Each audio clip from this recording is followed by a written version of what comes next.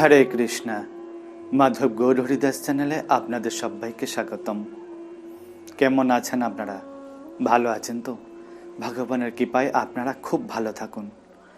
আজকের এই ভিডিওতে বৃন্দাবন ধামে আরও এক ঘটনা যা আপনাদের মনকে পূর্ণ আনন্দ দান করবে। এই রকম কাহিনী শ্রবণ করার মাধ্যমে আমাদের হৃদয়, আমাদের মন প্রবৃত্ত হয়ে ওঠে।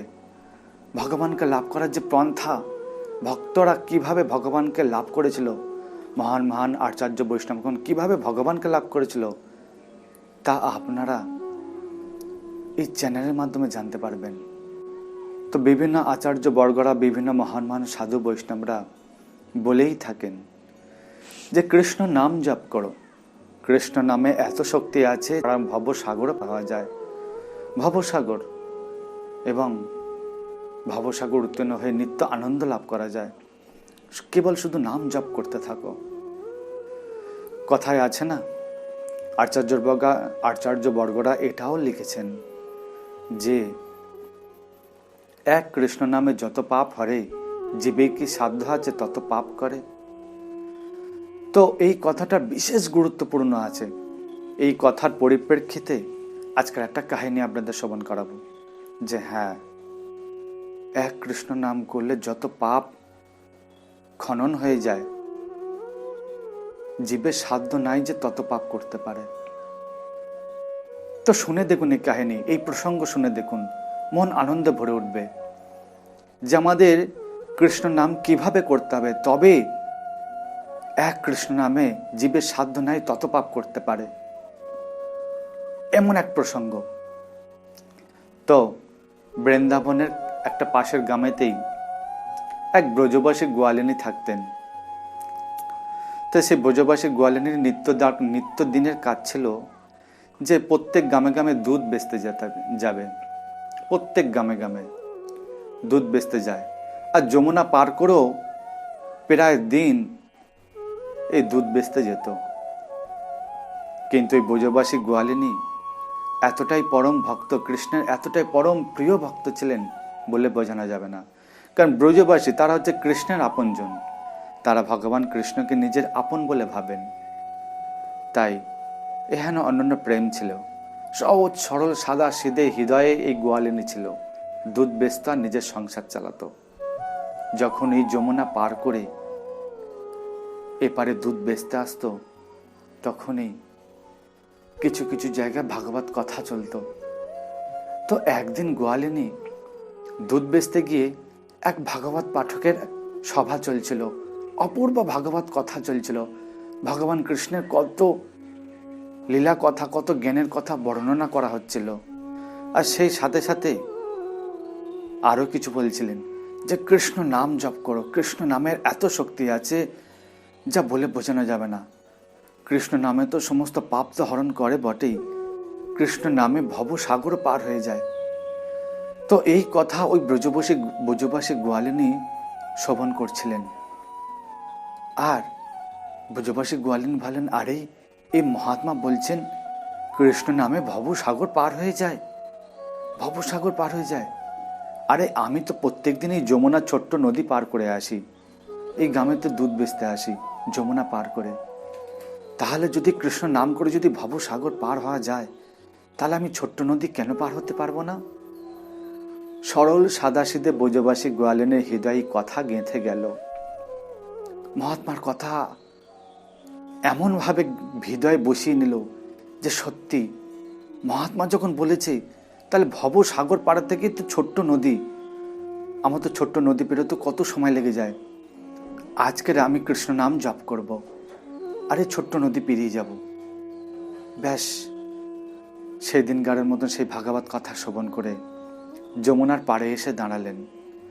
আর সেই মহাত্মার কথা স্মরণ করলেন যে উনি বলেছিলেন যে ভবসাগর পার হয়ে যাবে কৃষ্ণ নামের মাধ্যমে, যদি ভগবানের নাম স্মরণ গ্রহণ করা যায়।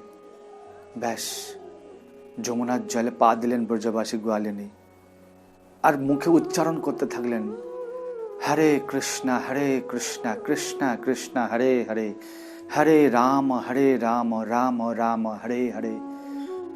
সেই দিব্য হরে কৃষ্ণ মহামন্ত্র কীর্তন স্মরণ করতে থাকলেন। আর যমুনার জল থেকে হেঁটে হেঁটে ওপারে পেরিয়ে গেলেন নদী পার হয়ে। ব্রজবাসী গোয়ালিনী পিছন ফিরে তাকে দেখছেন সমুদ্রের যমুনার জল যেমন তেমন আছে, আর উনি যমুনা পার করে চলে এসছেন এপারে। মহা আনন্দে নৃত্য করতে থাকলেন যমুনার পাড়ের উপরে, যে হ্যাঁ, সাধু মহাত্মার কথা সত্যি হয়েছে।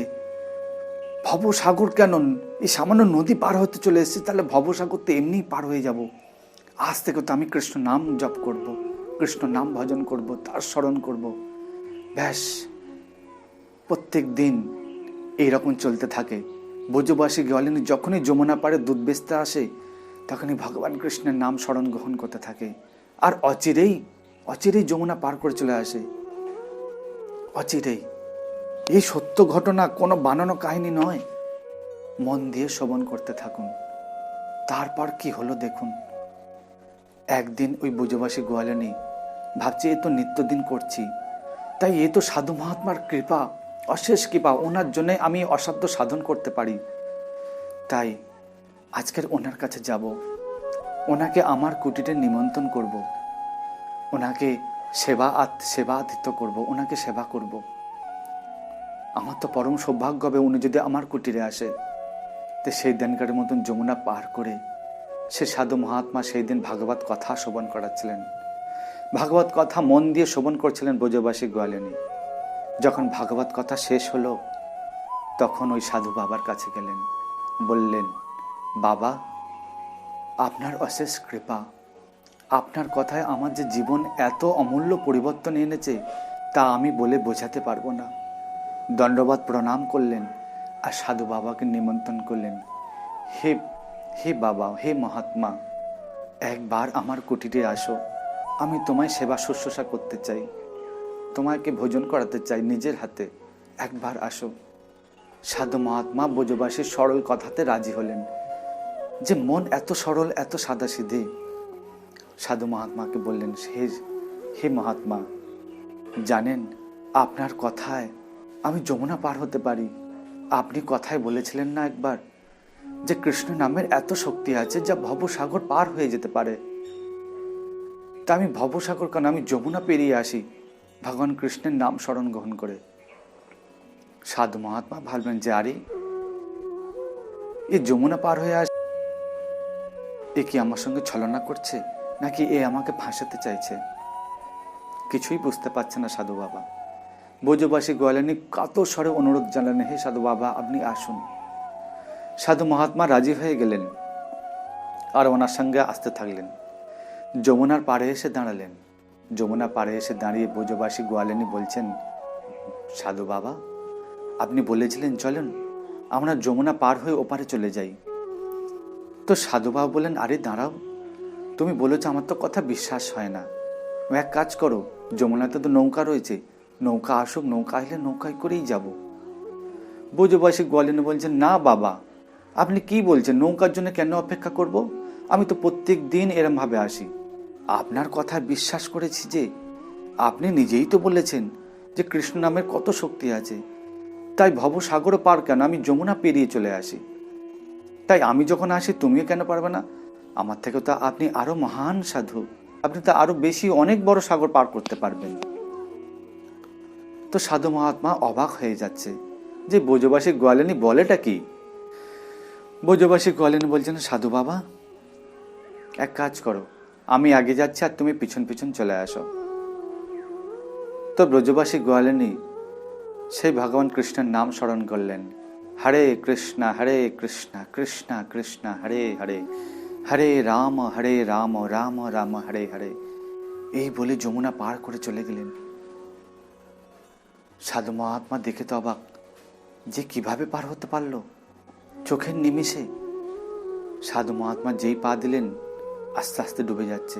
যত পা দেয় তত যমুনাতে ডুবে যায়। দেখতে দেখতে গলা পর্যন্ত ডুবে গিয়েছেন। আর ওদিকে ব্রজবাসী গোয়ালিনী দেখছেন, আরে এই সাধু মহাত্মা জলে পেয়ে জলে হাবুডুবু খাচ্ছে, উনি তো ডুবে গিয়েছেন। উনি ছুটে এলেন আবার সেই রকম ভাবে ভগবান কৃষ্ণের নাম স্মরণ গ্রহণ করতে করতে যমুনা পেরে আবার এপারে চলে এলেন। আর সাধু মহাত্মার হাতটা ধরলেন, যে বাবা, আপনি এক কাজ করুন, আমার সাথে ভগবান কৃষ্ণের নাম উচ্চারণ গ্রহণ করুন, হরে কৃষ্ণ কৃষ্ণ কৃষ্ণ হরে হরে, হরে রাম রাম রাম হরে হরে। এই বলতে বলতে সাধু মহাত্মা যেই হাত ধরলেন, সাধু মহাত্মার নাম জপ শুরু করলেন ব্রজবাসী গোয়ালিনীর সাথে সাথে, আর অচিরেই যমুনা পেরিয়ে এপারে চলে এলেন।